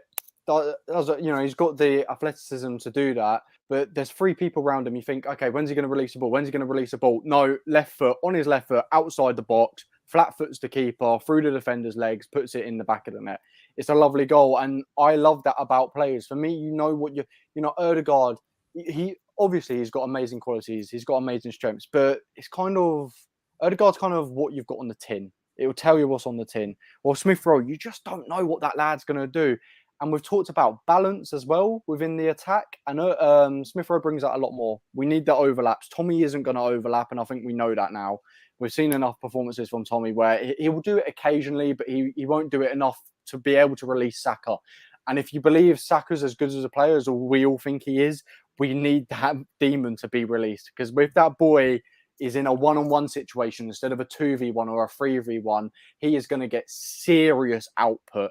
And Smith Rowe unlocks that completely. So Smith Rowe for me wins that debate. And if we're going to go with a Smith Rowe Odegaard debate, apart from that, the lack of pen. I predicted. I predicted on the preview that Smith Rowe would score and it would be a combination play between him and Saka. That went right. I predicted Lacazette would score a penalty. I got that half right. He did take a penalty. He just missed it, sadly. I really expected it. You know what? It's so sad that with 3 penalties, 3 missed. Out of all to take penalties, I really expected Lacazette to put him away because, as you said earlier, George, he's 8 from 8. So it was sad that he didn't dispatch it. But I guess you got to miss one at some point. But, Curse of the predictor powers, mate. Yeah, that's my blame. But look, lads, it's we've been going long, and I think it leads perfectly into your man of the match debates, some key performances, and we'll kind of go around the table. Look, I'll be really quick on it. Look, Odegaard versus ESR. I've long said the big dynamic that we need is 2 players that are comfortable in and out on both sides of the pitch. The biggest thing with Odegaard is he absolutely serves a purpose, particularly with possession-tight spaces. But the problem is when you have too many players that perform the same role in the same zones. And that, for me, is what we have when we've got Tomiyasu, Partey, Saka, all liking that inside left half space as well as Odegaard. And when you don't have that physical striker for him to float in and around as much, it clogs that space. And, ESR does open it. And kind of for me, I felt the attacking rotations really opened up to be more unpredictable with ESR able to overlap. And if Tommy's going to be inverted all the time, we need that right half space person. I don't care what you want to call it, but that inside channel to have an ability to overlap in order to open things when they aren't going well. So that's really the only thing for me. And I think having that on the opposite side is really why I want Awar, a little bit of a plug there, just to open that unpredictability both sides. We've got players that can go in and out on both sides at that point if you add somebody like that, and it pushes Emil center to allow for balance. So all of that stuff we've talked about on BoP. I don't want to go too much into it. I just loved, guys. We've gone tactico earlier, but I'm just going to say, I was just breathing and smiling at what I was watching, because I just felt that this was the best complete performance that I saw overall. Like, I was projecting, and I was like, you know what? We do this away and we're fully capable, but the lads just don't know how good they are. And that boy Saka, I'm going to transition into the man of the match, because I think he deserves his section, guys. Look, Laka had a great game, his best in 2 years. We've said that. Ben White, awesome in duels. Granit Xhaka, rough on the ball, but amazing in second balls. Partey had a very good game as well. A lot of players did. It was just an across the board 1 to 11, phenomenal. Now, you go to Bukayo Saka. What does this boy have to do to get the recognition he deserves? You know, you have West Ham, one of the best teams in the country, and they are. They are fourth. They're there for a reason. Putting 3-man on him, you know, and it didn't just happen once. It didn't just happen twice. This guy's the ball magnet, and he brings people in. And, you know, this idea about output concerns were washed if, you know, you watch Southampton and that 0 backlift, you know, goalpost hit. You know, it's not a technique. It's coming. It is just, for me, we talk about Martinelli probably having his first I'm back. But you know what? Saka, for me, this was I'm back. Like, I'm back to being your reference. And, you know, I think this was his best performance of the season himself. I don't know. What eulogy do you want to throw on him, Nick? Because I just feel this for him was at his scintillating best, and he was hard done by not to get the goal, which, by the way, from a cutback from, I think it was Tierney or Nelly, one of them, it was blocked in the second. Nelly. And he was also robbed of the assist in the first half from Xhaka. Output was literally the only thing the stat casuals didn't see from him, but otherwise he did everything from our team. What do you think, mate? Well, full time at Chelsea Everton. Someone in the chat asked me to inform you when it's full time. Yes. So yeah. So about Saka. Well, yeah. 1-1 by the way. Yeah. Saka. Well, look, one thing to push back. I don't think this was his I'm back performance, because I actually think that I'm gonna say that ever since the Watford, what we said earlier. Yeah, but like ever since that game, I think the only game that he hasn't been like 8 or 9 or 10 out of 10 was the Liverpool game. In every other game, he's been fantastic. I think this is probably one of his best one of the best stretches of his career. Like, I think the only one that competes was January last season, or like Boxing Day till I think right, like the Leeds and Wolves time. He was on a tear. Yeah, that was season. January. No, was that he scored. Yeah, when he scored against Newcastle and West Brom and Chelsea, you know, around that time. Yeah. Well, so I think he's performing at a very high level since that Watford game. He was incredible against Watford, Newcastle. I was lucky enough to witness that in person. That was brilliant. Do you think this was box office though? Like, I agree with you. He was 8 out of 10. I just felt like this game, people were like the league was afraid. Yeah. It was like they put Rice, who's again, look, Rice had a phenomenal game, by the way. The best DM in the league for me on form. You know, you can debate with Fabinho, but on form, he's one of the best.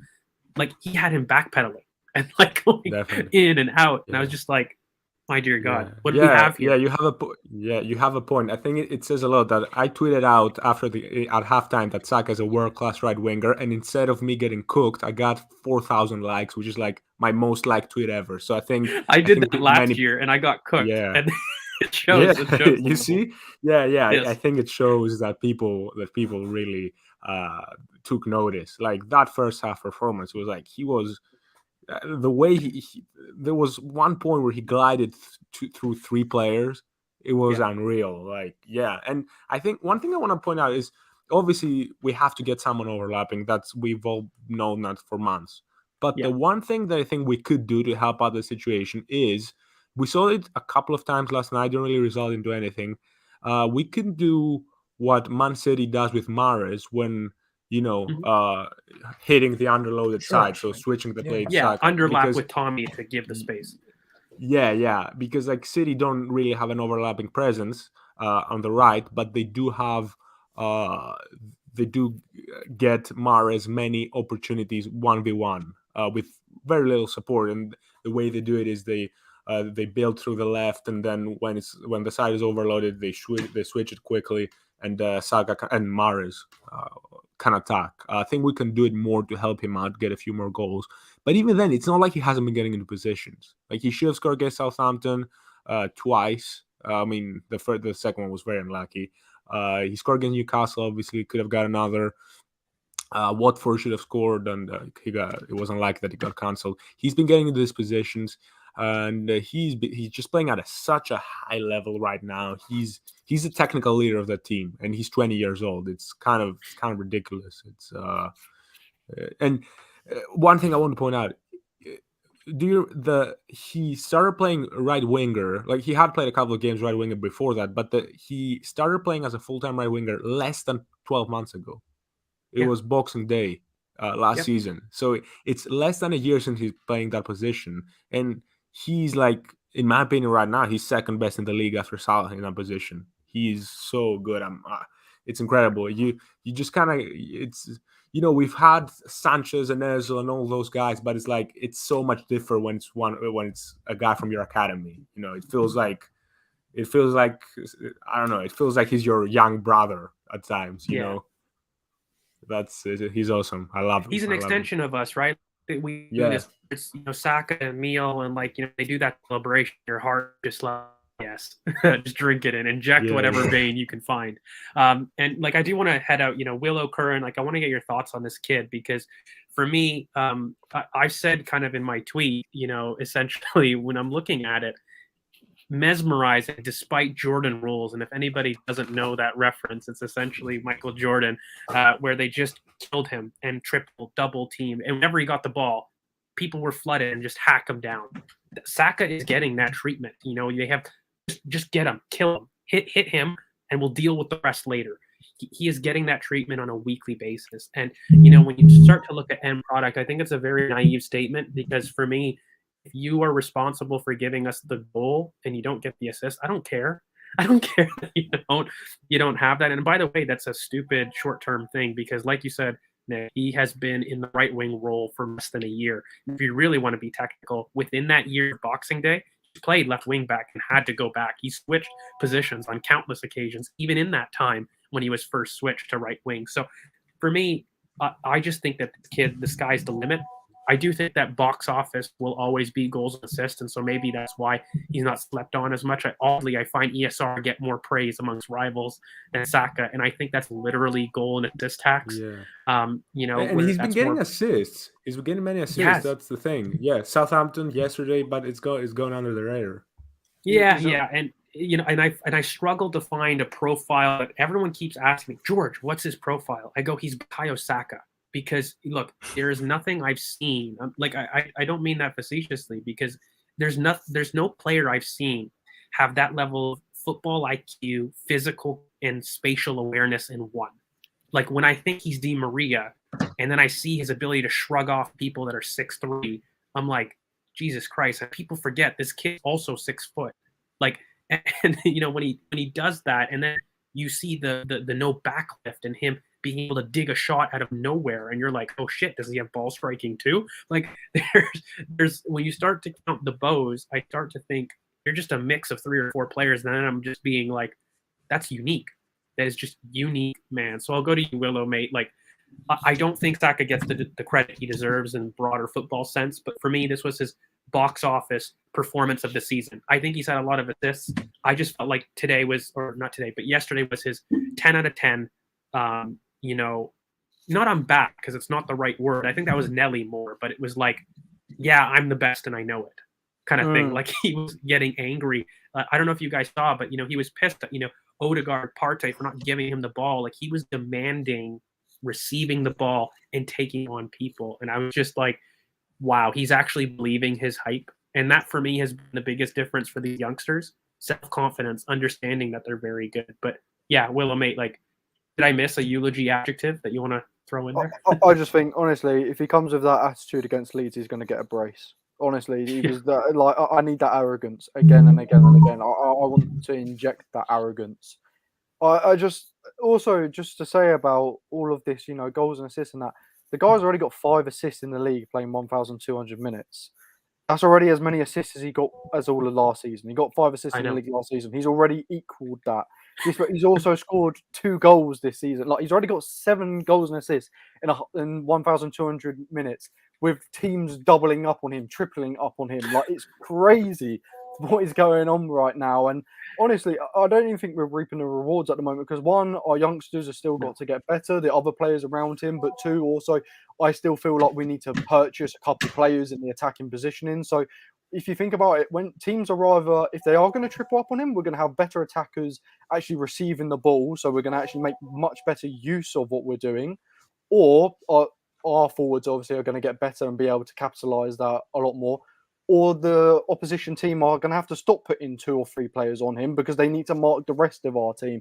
And when that happens, it's going to be a scary day for the Premier League. Yeah, look, mate, I think when you look at this team, Don One has a comment, midfield. And if you know me and you've read any one of my tweets, that is the machine. That is what I want fixed. But we digress. I think, guys, Kurt, actually, sorry, I didn't get your Saka. You want to throw an adjective of yay?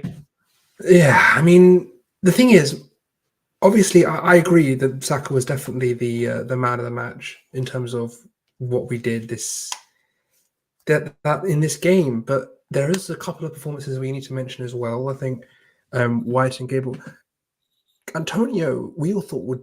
I mean, I think he got scared of Gabriel. Literally, the minute they started, he went, "Okay, I'm going to go on White," and White was having none of it. None of it. He had literally none of it. And the Instagram post was phenomenal, and that was phenomenal. that was the first half, right? When he cuts in, and he actually had a good moment, and White just shrugs him off. Phenomenal stuff. Like, and the other thing is, if you look at what we're looking at in terms of the what do you call it? In terms of going forward, you look at White and Tomiyasu. Remember, I don't know if people remember that Tomiyasu had that interview where he was like, "Yeah, I don't expect the ball from Ben White.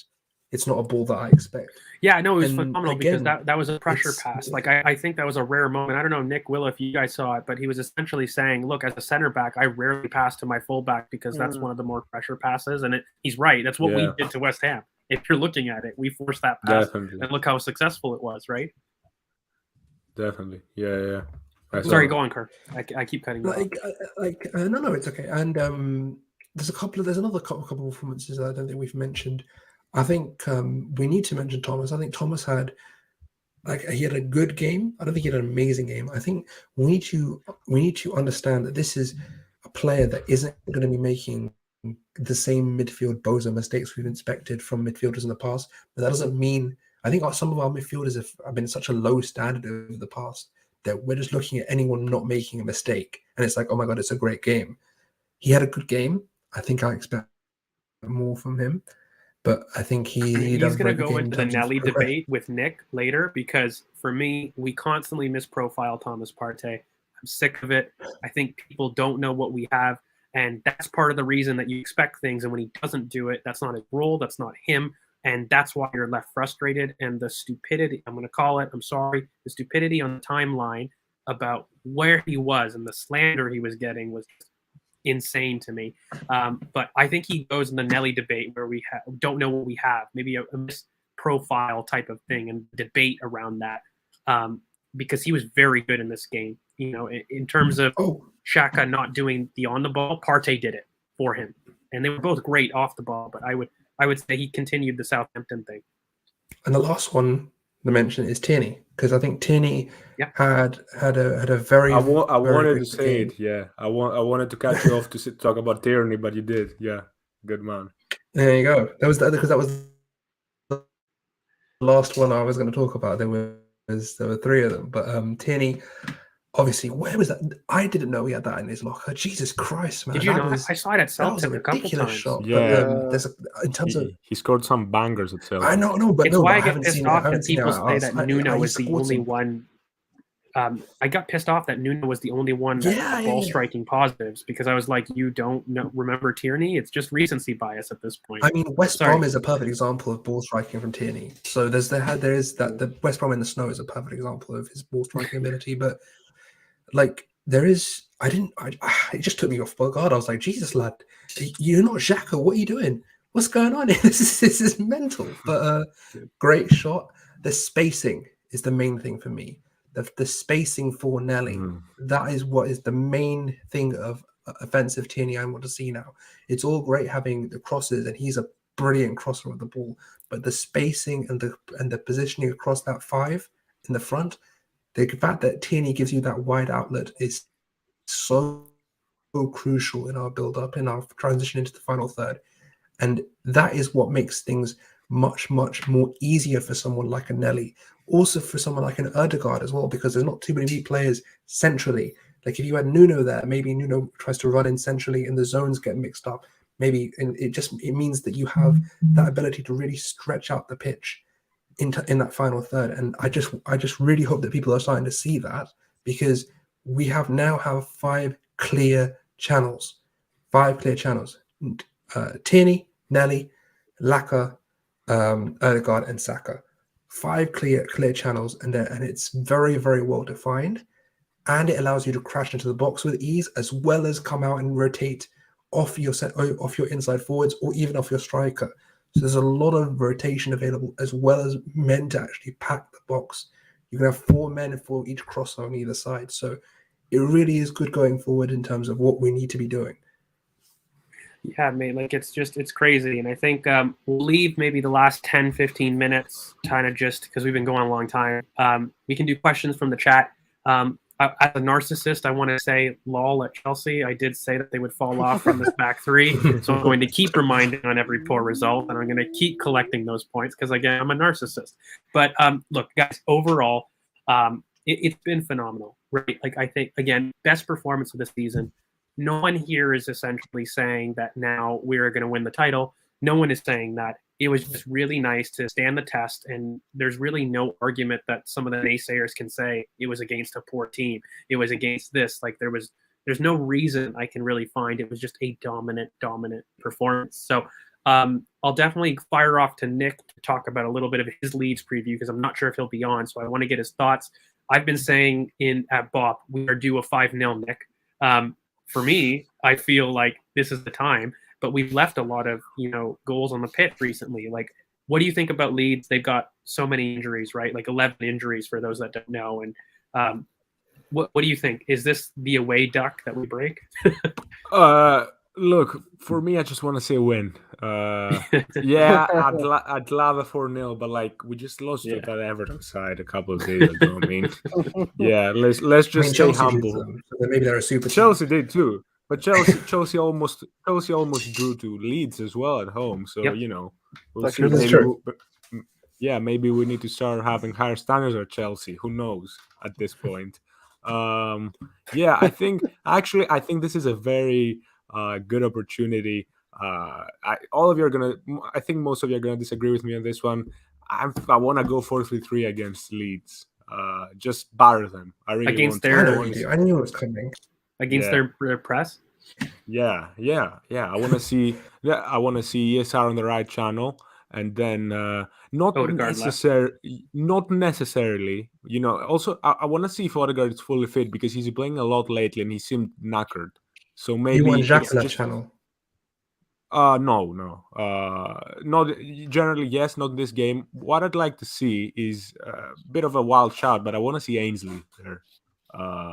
Because not a wild card. If you've seen our stuff, we love Ainsley. Really, yeah. I remember I was here on the review of the Leeds Cup game, and Ainsley had a very nice game, making those box-to-box runs on the left.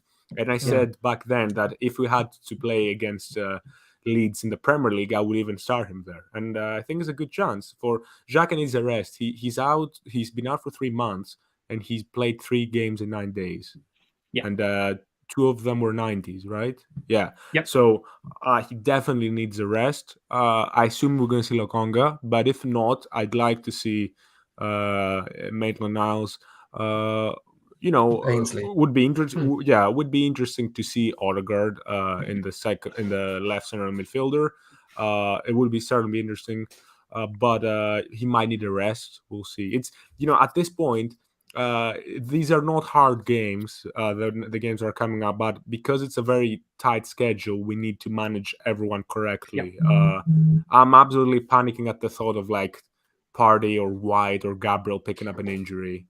Like, imagine Tomiyasu getting injured and we had to play fucking Cedric. No, Like, I don't want to. so Don't, yeah. don't even talk that into Yeah. The only thing I'll say to that, and because being someone that does like the 4-3-3, I do think that it will depend if I don't know if I think how long is the Phillips Long. he's out. definitely he's out for the game, mate. So there's no reason why we can't go for full attack mode. You know what I mean? Just go hell for leather and go for it.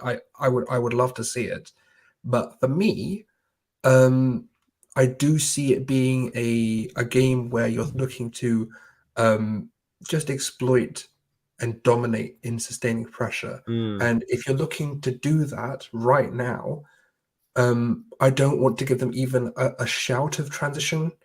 I want that central compactness, just complete domination of that game. I want that box just to keep everything, you want an 80-20 percentage exactly. I want a City. I want a complete domination. So I just think that if we're going to go, ironic you said that and with a 3, but no, I get what you mean. It's so the big that I definitely wanted to get the point, because I can't remember who it was. I think it was Curran Wheat, who this isn't Curran's burner, by the way. But if you could rate our rotations for positional play out of 10, what would it be? Guys, around the clock, maybe a quick one. What do you think our positional rotation is like on and off the ball together? Willow, I'll go with you, mate. I caught him. Maybe I'll go to Nick. It's improving, definitely. I think the one thing that I wanted to see improve a lot was we talked about earlier about Tierney, because in the beginning of the season it was very rigid down that side. You would see Tierney trying to play like Sane, taking on guys on the touchline. That's not really his game, but we saw him inverting, staying deep, overlapping, doing a lot of stuff that we see from Tavares as well. And that's not really part of the point, but it was very ironic. I saw some people saying it was very funny to me. Tierney can't play inverted. Why? Like, he's perfect technically. Why would he not? You don't have to be Fabian Delph to play inverted left back. Tierney's more than good enough. Anyway, it's been getting better. Scotland. Anyway, yeah. It's been getting better. We'll see. I think right now, I want us to try to get it, especially the right half space. I want us to go closer to try and emulate Liverpool a bit there. You see the rotations over there: Salah, Trent, Oxlade. Those guys do that very well. It's automatic. It's like a triangle switching around all the time. I want to see that a bit more. I'd like to see Tomiyasu being a little more adventurous in his positioning, but it's been getting better. I think last night was a solid 7 out of 10. We still have a long way to go in terms of our rotations and our positional play overall. Willow, we'll go to you, mate. No problem, Willow. No, sorry, Corin, you go, mate. Okay, no, I'll be fair. I mean, for me, I'm harsh on our team. I always have been. I want to be a title winning team. And if a title winning team is only about a 9 to get, the 10 out of 10 is a team that can, go down in history. That's a 10 out of 10. So for me, about a 6, I would say, maybe a 5.5 to 6. I just feel like there's a lot of promise there. There's a lot of issues that we have in terms of that overlap on the right. I still feel like there's a channel that we're missing, and we're really we're doing Saka a disservice by not giving him that outlet. I do feel like there's still a disconnect in between our midfield domination and getting the rotations available to really create the amount of shot creating actions and chances for our team. So maybe not 5, but a 6. And on that note, we've got a late entry. He's come in late. So let me know what you think, CK. How would you rate our positional rotations on and off the ball out of 10? Hello, everybody. It's a bit more than a bit late, but yeah. Well, in general, or yesterday in Southampton was kind of different. I think yesterday there was a period where we just weren't rotating, so there was a lack of rotation on the right, so players were just getting stuck, and we started to lose the ball. So for me, we haven't done it as well as that the top teams that were trying to do it, like Liverpool and City are the main ones. City probably the best. I think we're 6 out of 10 with our rotations. We definitely need improvement. I think it has been improving from what it used to be, and with Tierney back, we stretch the pitch more, so allow more space for those rotations to happen. But for me, it's just like it's decent and definitely could be better. But yeah, that's my thoughts on all. Yeah, and like I'll answer the question quickly about do we need a find. Look, we all believe a wide playmaker and left half space is something that we need. I know Nick has a war thing with me, so we all believe we need that type of profile in the squad. On the rotation aspect, I think a 7 out of 10 is fair. I'll be honest with you guys, because there's definitely been an improvement. I think we had a really average understanding of things last season, to be honest. So I put that about at a 5. And right now, like, we're understanding regardless of who's there. People are filling in where they're supposed to be. The issue I have is I don't know if the players get it 100%. So like when we isolated that picture that Nick sent with Partey wide and Tomiyasu inside, I'd like that switch. Like little tweaks within with what we're doing about who is in those rotations, I think could be better. I do think we have an overlap issue on the right, so there are some things that we can improve on, but some of that is profile related. Some of that is like who we have available and who we can field. So I think in general, 7 out of 10. I think the structure that we want to be is going to be 10 out of 10. I will put that out there. I think we know exactly where we want to go. We're just waiting a little bit for this team to understand, but there's clearly some more fluidity in our rotations, and I definitely wanted to make that point from last season. I do think that's a fair assumption, and that comes from actually just having people play together. Like, I'm not going to become tactical with it. Like, we've fielded the same 11 for the last 3 games. That stuff matters. Consistency in that stuff matters. So we're getting a little bit more autonomic at the rotating, but we have the structure there. Kind of want to go around the table really quick. AFCON, and we'll be here for maybe only a couple minutes, guys. Really long thing. I did want to shout out Tiola. Thank you so much for your edits. We definitely saw them. We love them. We're looking at rebranding, and that absolutely is on our play. But at this point in time, you're asking for more uploads, guys. I'm going to say, like, comment, subscribe. Make sure you hit the bell notifications for when we upload. We're definitely coming in with more content, but we need a little bit more of a push. We're on the road to 1K, so keep that up. But last question, that I'm gonna put into the box. So January coming around, the Christmas schedule could get screwed up with COVID, but let's put that to aside. AFCON is probably going to get canceled. That's probably the consequence. I find that very interesting because I think that affects your January transfer window massively. No longer is Partey out for 4 or 5 games within that runs. You got him. And I just wonder to you guys, does no AFCON change your perspective of what's a priority at AFCON? Because I think for me it does. I'll be honest, especially at deep center midfield, I don't find this need to absolutely recruit there. Whereas before I felt we might need to, like we needed an option then and there. In fact, I think that opens the Awar possibility way more. And I've been on this channel screaming Zakaria for months, and lo and behold, there's been links. So I've managed to manifest my way that person into the plans. But I think he can pre-contract. Like, I don't think that we're necessarily urging to have him come in. Whereas without an AFCON, I'd actually say no, get him in now. I'll go to Nick first, mate. Does no AFCON change January transfer plans to you? Like, does maybe Mikel believe, look, Elneny's not complaining, a backup DM, and Partey not gone. Are we okay? We can just pre-contract there and maybe focus on something else, or do we buy? Like, what do you think? Look, I think, I'm not sure, like, if getting a deep midfielder was an absolute necessity in January, even with AFCON, because there's also the matter of what kind of quality you bring in. Like, I don't want Kim Kallstrom, right? Yeah. So a bit of a throwback there, but I don't want like a panic loan signing to play 30 minutes during AFCON. It's just going to be someone just adding someone for no reason. So I think Partey stays, Elneny stays. We're overqualified in the double pivot positions. We have 5 players with Ainsley and Lokonga and Granit there as well. it doesn't change my want for a war purely because we lack. I think we'll see. I've been saying for a while, we're very thin in terms of creative players. Do you think it strengthens us, though? I think the big point that I was wondering, like, if AFCON, look, I think we might need somebody in the deep, but now with no AFCON, does it almost prioritize that top wide playmaker more? Yeah. Like, does it switch the priorities? Maybe, even if you felt like it wasn't a huge one, which I'm in your boat, but could it maybe just devil's advocate switch the priorities even more to our OR want? Yeah, sure. To be honest, I'm not confident. Like, I don't think we're getting anyone, to be honest. Like, especially if everyone's here, we already have a big squad.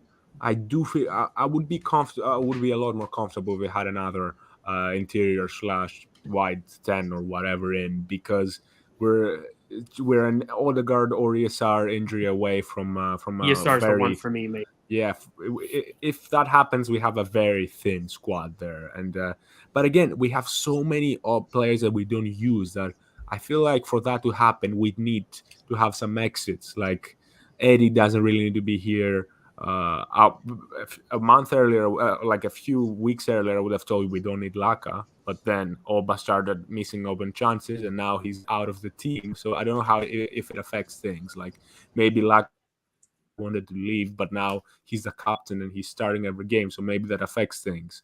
Balaun is not getting a game, so I think for us, in order to bring in someone, we gonna have to get rid of someone. I think that's the reality of the situation. And maybe like the conspiracy theories I have is Pepe is already gone, because like why like he's not playing at all. Like it's suspicious at this point, right? Especially with Eddie being preferred. Yeah, I mean, it's suspicious. Yeah, like Pepe up until a month or two ago, Pepe was starting games in the league. Like, he was frozen out. It's definitely. Yeah, I think he started 3 games out of our first 5 or something. Yep. Like he was starting. So he started against Burnley, Palace, Brentford, Chelsea. He started a lot of games, so he wasn't out of the squad in the beginning, but now he has been completely frozen out. So something's up there. So we'll see in January. By the way, please no Kulusevski, no backup wingers. No, we're fine. Please, come on. We don't need another right half space. Yeah, if you're getting them, please. Left-footed play. Yeah. Come on. If we buy another left-footed attacker, I'll be very angry.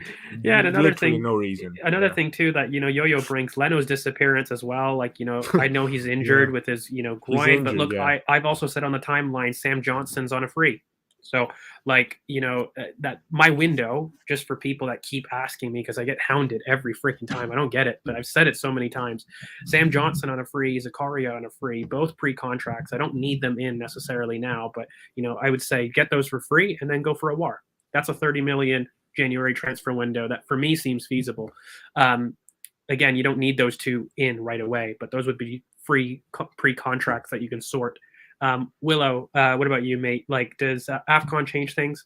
Or are you in the camp, we're not doing shit? What are you guys talking about? To be fair, I am moving an iron about that now that AFCON's not coming, is not around. I am thinking, will we do something now? But I really wanted the defensive midfielder because obviously Partey going away. I know it's only for a couple games, but I really did want a DM. But now that Xhaka's back and Partey's here, I think we can wait till the summer to get our big DM. If we get Champions Leagues, maybe we can make George's dream come through and get Declan Rice. Personally, I very much doubt it will happen anyway. I've already said on the pod, but we'll see. Let's see if it actually does happen. It'd be great if it did, but I don't know. But with January, Hosimauer, I hope it wouldn't be 30 mil because I'm pretty sure we got offered him for 25 in the summer. So if it's gone up by 5 mil, I'm just being facetious. Like I'm saying, like 30 million max. Like there's no one that can deny that because he's in the last 18 months of his contract as well. Like his valuation shouldn't go up. And I do like Hosimauer, and he would be a good addition for me. But to me, I wouldn't be comfortable with offering him like a starting spot, and I feel like he would want that all the time. And I say that because we've done obviously reports, and I've seen reports of him not being, a great player in the smaller games, and that's what we need. I always love him in the Champions League when he's playing a big game against Juve or Man City. He plays amazingly, but put him where Laka is, Willow. What do you think he does? Yeah, Okay, my only other thing with Hossim Aouar, my only other thing I don't like, and you might disagree with me, I don't think his ball striking's that great. Honestly, his shooting is very inconsistent. A lot of the time he floats them, and a lot of the time they're very central as well to when he does shoots. And I do worry with that. And you look at like the Christopher Nkunku's. I know it cost more, but that is who I like. I love a bit of Christopher Nkunku. I wouldn't be mad with a Hossim Aouar, but I wouldn't want to give him a starting spot all the time with his attitude problem, his brother being a dick, and his ball striking. I can see me and Nick's eyebrows going up more and more just because I'm like, I want you to update your ball striking and his central shots because look at his statistics. It's been crazy this year. But no, I hear you, mate. I hear you. So like Nkunku, Curran, mate, I want to go to you.